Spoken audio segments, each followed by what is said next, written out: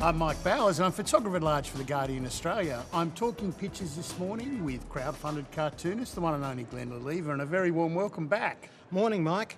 Glenn, the government announced this week that they were back in black, but not everyone thinks they're on the money. This surplus, are you a pig fan? I'm a fan of this drawing. Look, David Pope has given us a pork chopper. Yeah. This was so much simpler to explain back before we had food banks.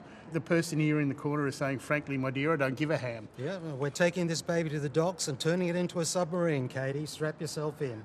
Pennies from heaven, Glenn. This is your cartoon. It's raining yen. Yeah, next budget, Jim, please.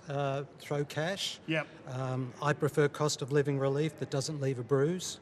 Jim Chalmers in Pennies from Heaven. The poor little person here who's living in the tent going, ow, ow, ow, ow, ow. Yeah, it hurts. It hurts.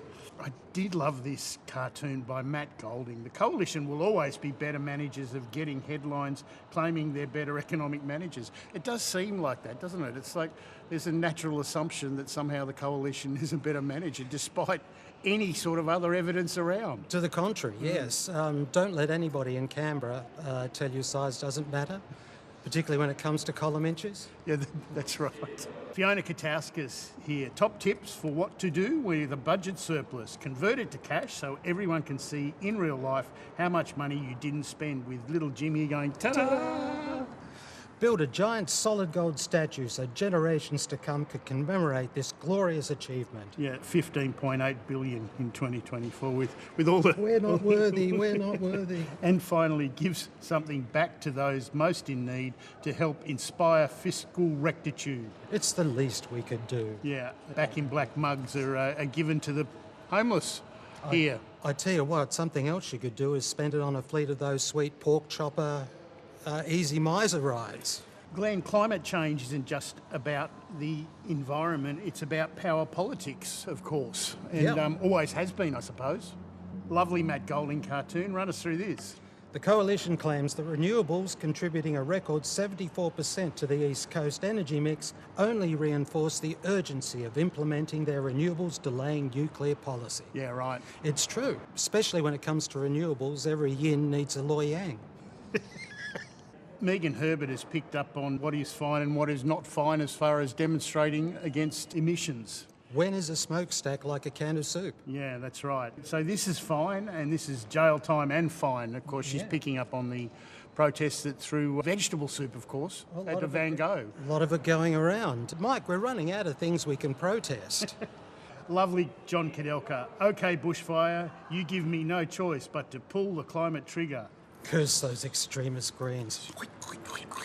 I think that's the same squirty gun Tanya uses to keep Chris Bowen from scratching up her furniture. Glenn, the planet might be heating up, but so is the conflict in the Middle East. Mark Knight has got Iran lighting the rocket, but there's a sort of a shadow approaching here.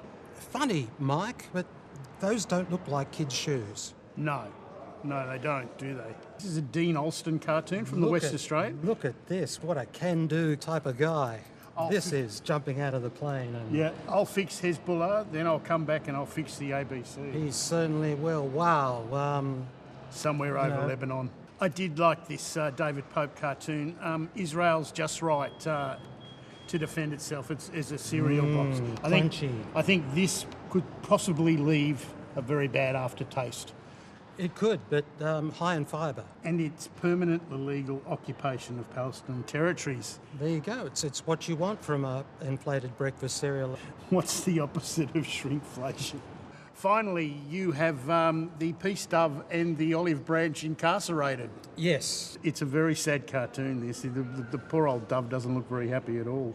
Glenn, there's too much bad news around to say it's been a pleasure unpicking events this week, but it's been great to see you, and I'll let you do the honours. Thanks, Mike. Back to you, David Spears.